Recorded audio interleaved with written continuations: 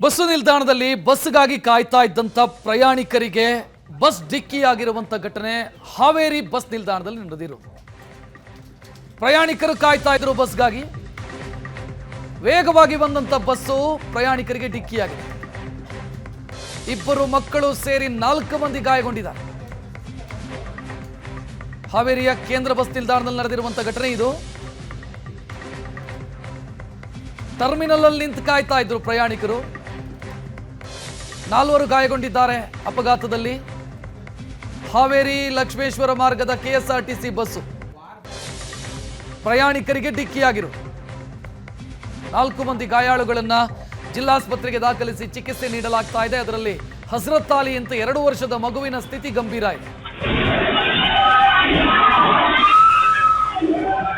Bus ಏಕಾಏಕಿ ನುಗ್ಗಿ ಬರುವಂತ ದೃಶ್ಯವನ್ನ ನೀವು ನೋಡ್ತಾ ಇದ್ದೀರಿ.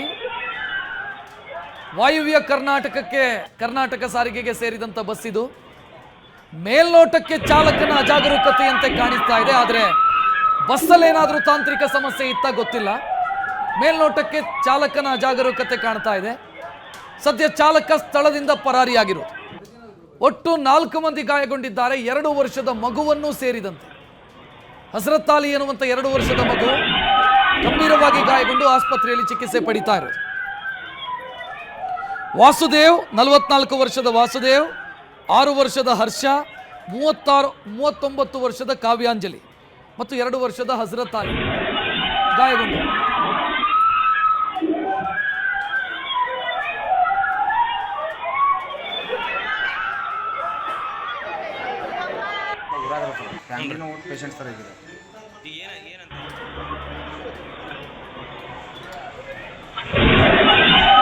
ಆಸ್ಪತ್ರೆಯಲ್ಲಿ ಗಾಯಾಳುಗಳು ಚಿಕಿತ್ಸೆ ಪಡಿತಾ ಇರುವಂತ ದೃಶ್ಯವನ್ನ ಕೂಡ ನೀವು ನೋಡ್ತಾ ಇದ್ದೀರಿ. ಈಗ ತಕ್ಷಣ ಗಾಯಾಳುಗಳನ್ನ ಹಾವೇರಿ ಜಿಲ್ಲಾಸ್ಪತ್ರೆಗೆ ದಾಖಲಿಸಲಾಯಿತು.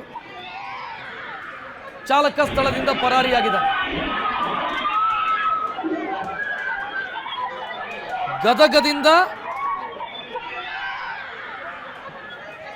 ಲಕ್ಷ್ಮೇಶ್ವರ ಬಸ್ ಇದು ಅನ್ನುವಂಥ ಮಾಹಿತಿ ಲಭ್ಯ ಆಗಿದೆ. ಬಂತದೆ ನಾವು ಅಡೂರಿಂದ ಹಾವೇರಿಗೆ ಬಂದಿದ್ವಿ ಸರ್. ಹಾವೇರಿಯಿಂದ ಬಂಕಾಪುರ ಹೋಗೋದು ಪ್ಲಾಟ್ಫಾರ್ಮ್ ಹತ್ರ ಹೋಗಿ ಇಟ್ಕೊಂಡಿದ್ವಿ ನಾವು. ಬಸ್ ಎದುರಿಗೆ ಬಂದ್ರಿ ರೋಡ್ ನೋಡಕ್ಕಂತ ನಾವು 3 ಜನ ಮುಂದೆ ಬಂದ್ವಿ. ಮುಂದೆ ಬಂದ ತಕ್ಷಣ ಬ್ರೇಕ್ ಡೈರೆಕ್ಟ್ ಹೊಡೆದ ಬಿಟ್ಟ ಕ್ರಾಸ್ ಆಗಿದೆ. ಅದನ್ನ ಕ್ರಾಸ್ ಆಗಿದ್ರಿ.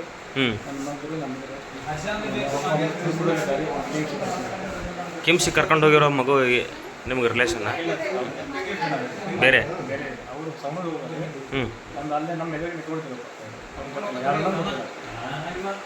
ತಮ್ಮ ಹೆಸರು ಸರ್? ವಾಸುದೇವ್. ವಾಸುದೇವ್.